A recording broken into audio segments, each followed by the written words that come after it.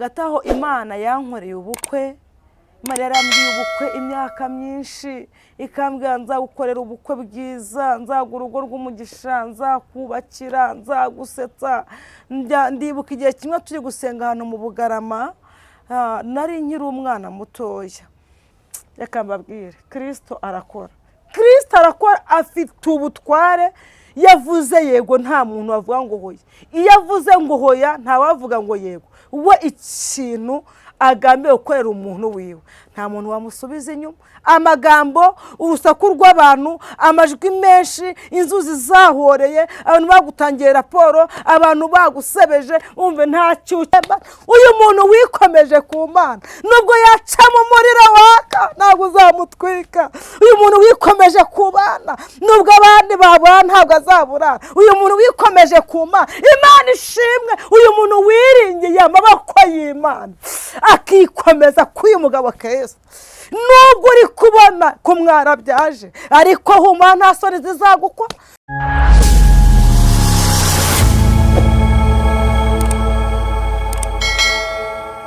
Yesu ashimwe. Umukobwa wanyu mukunda Esther yagarutse kugira ngo mwongere mubane.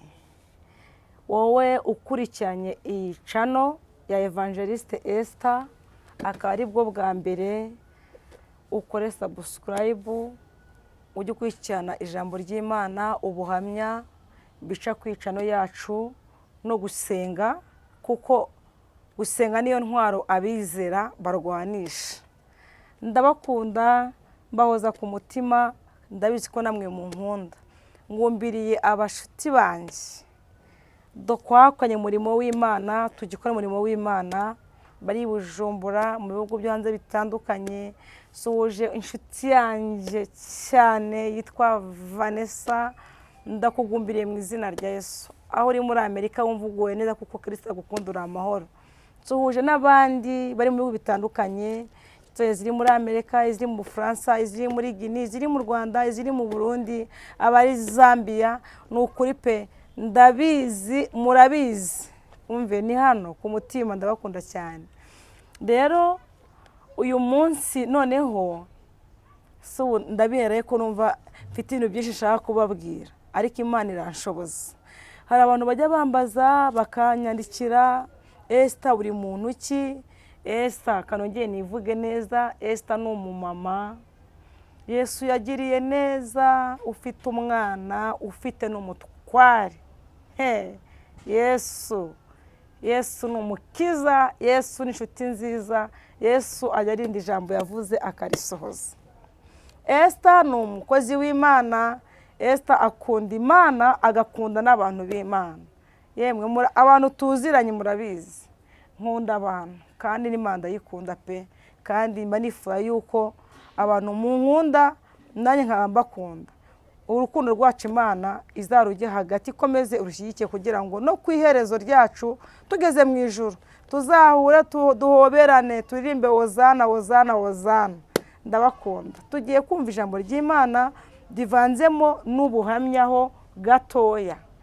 Njyagenda mbabwaho gato uko mujya mu bitekerezo muri komanteri, uko mujya mukurikirana ukajya amatsiko kuvuga ngo ese ko nshaka kumenya iki kintu kuri Esther. Nukuri mujya munyandikira cyangwa mumamagare mumbwire tuganire, kuko ijambo ry'Imana n'ubuhamya no gusenga niyo ntwari y'umukristo mu rugendo. Ijambo ry'Imana tugiye gusangira, ngiye kurisoma, tujye twavugaho ubuhamyaho gatoya.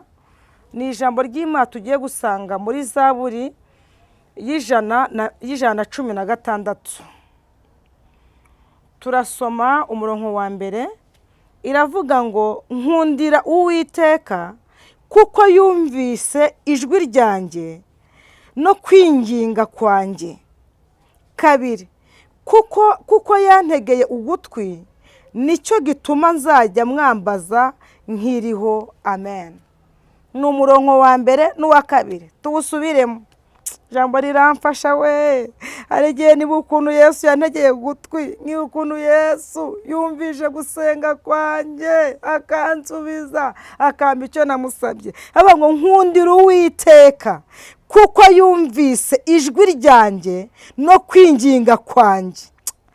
Hari undi muntu wundi tuvuze ijwi we yumvishe wowe kuko yantegeye ugutwi kuko yantegeye ugutwi nicyo gituma nzajya mwambaza nkiriho. Amen.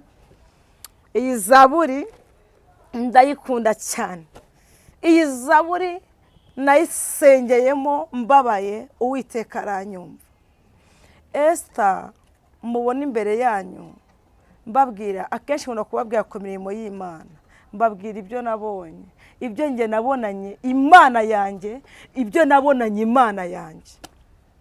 Esther ubakunda, Esther mukunda, nababwiye ndi umudamu ufite umutware, ufite n'umwana. Esther mu bwana bwanjye ngewe nakuze menya ubwenge, nsanga ndi mu impano yo kuba umukozi w'Imana ntabizi, ariko abantu bakuru bo babimbonagamo bivanye aho navukaga iwacu.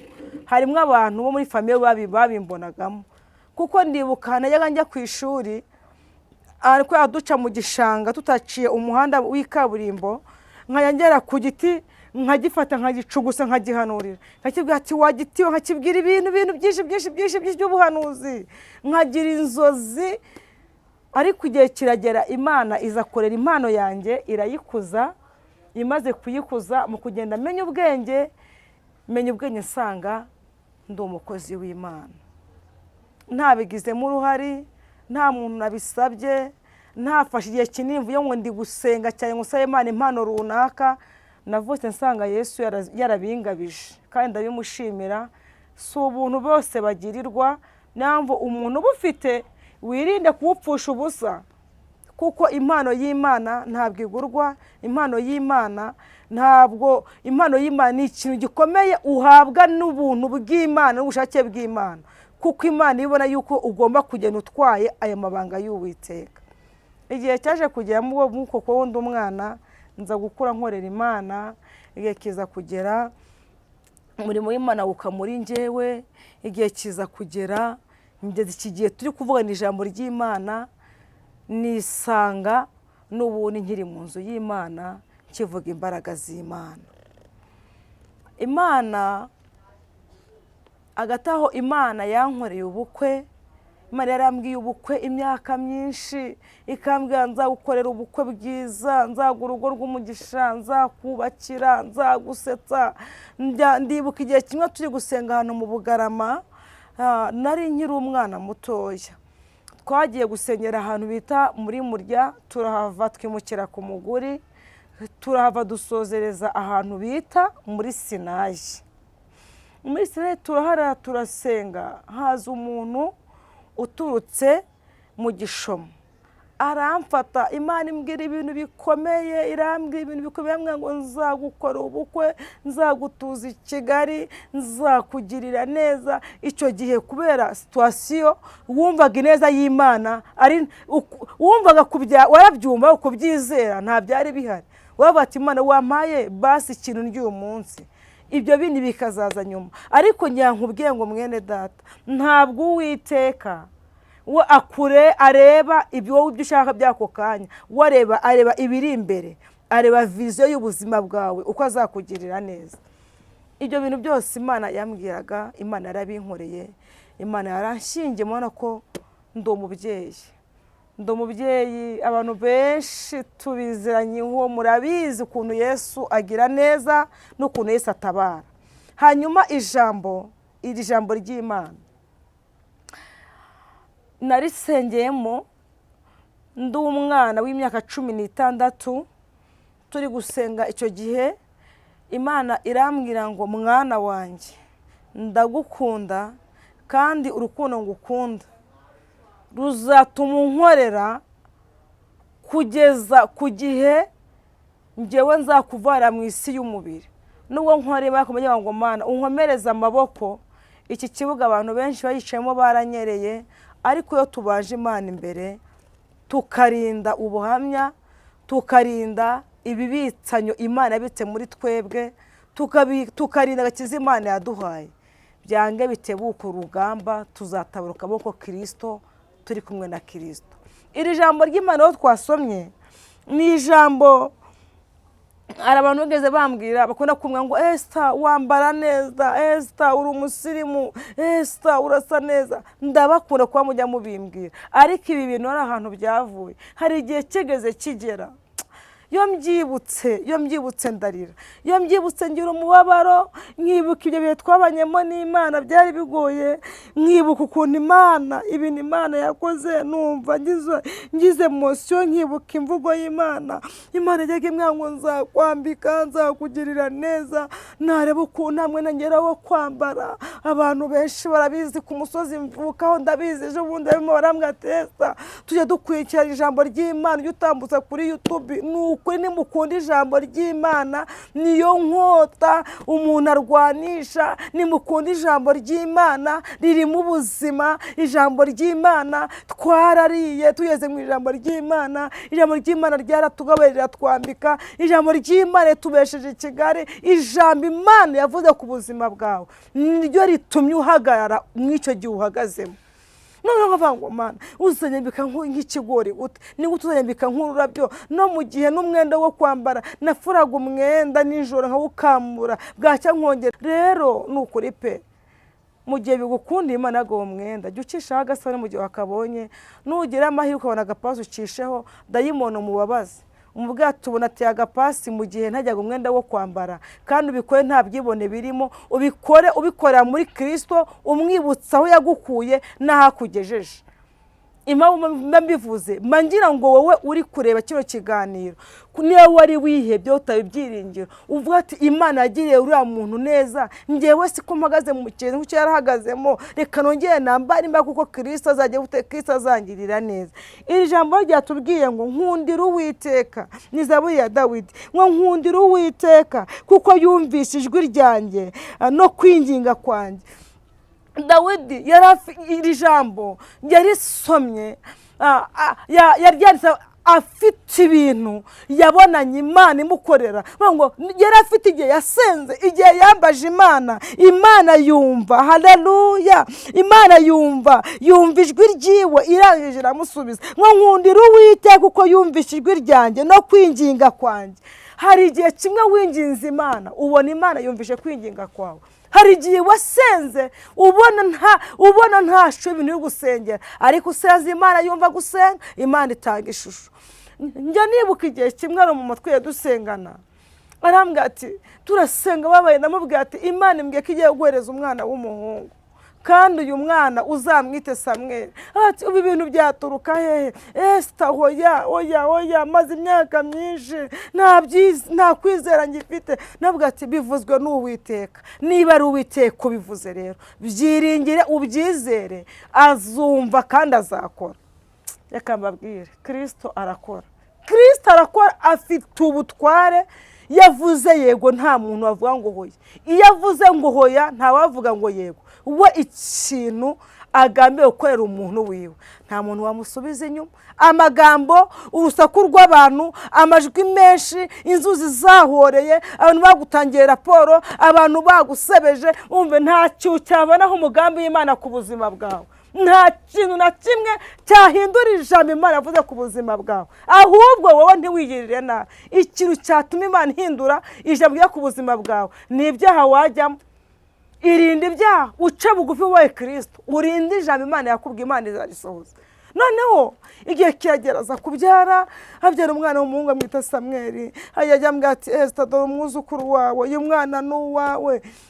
Nagira nkubwire ngo hari mukuru tuyoka kuganira, arambwira ati Esther ati ngewe masenge yarambwiye ngo dore uzapfa utabyaye, uzapfa udashatse, uzabanza umbaze. We ntabwo uzamubaza, hari Imana twebwe tubwira ikabikwe tabanje kubabaza.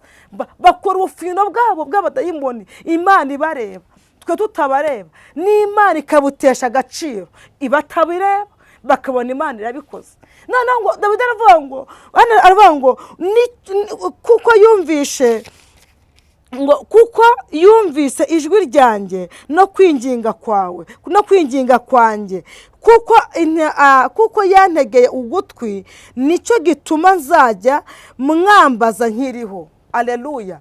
Dawidi yari yibutse uburyo Uwiteka yamutegeye ugutwi, akumva gusenga kwe, akumva kwinginga kwe, akumva ubusabe bw'ibyo Dawidi asaba Imana, Imana ikabyumva. Aravuga ngo nanjye nicyo gituma, kuko yantegeye ugutwi nicyo gituma njya mwambaza nkiriho.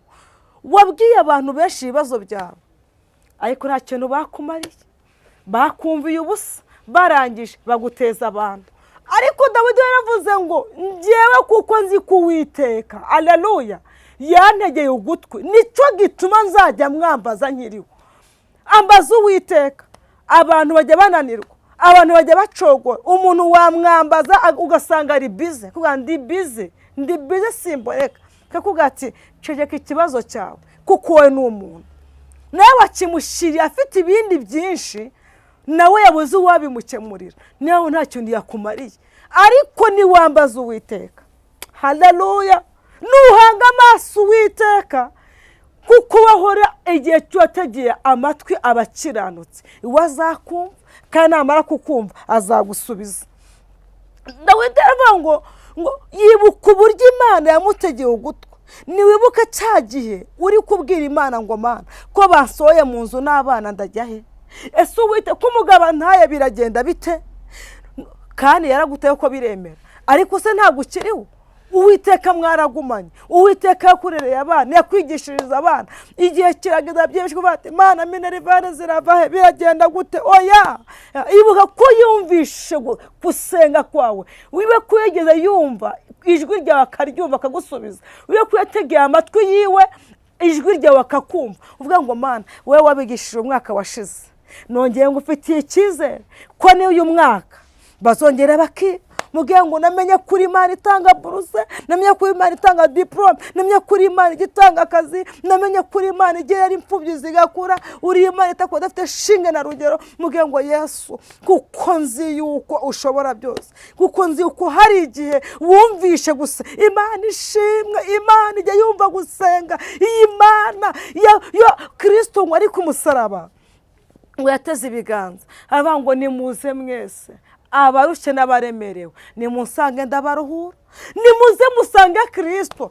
Abantu bakomeretse, abantu biringiye abantu, bavana ibyiringiro ku Uwiteka. Abantu biringiye imiryango, biringira inshuti, biringiye n'abasezeranyije ko bazabikora ntibabikora, barangije bavana amaso ku Uwiteka. Niyo mpamvu mwakomeretse.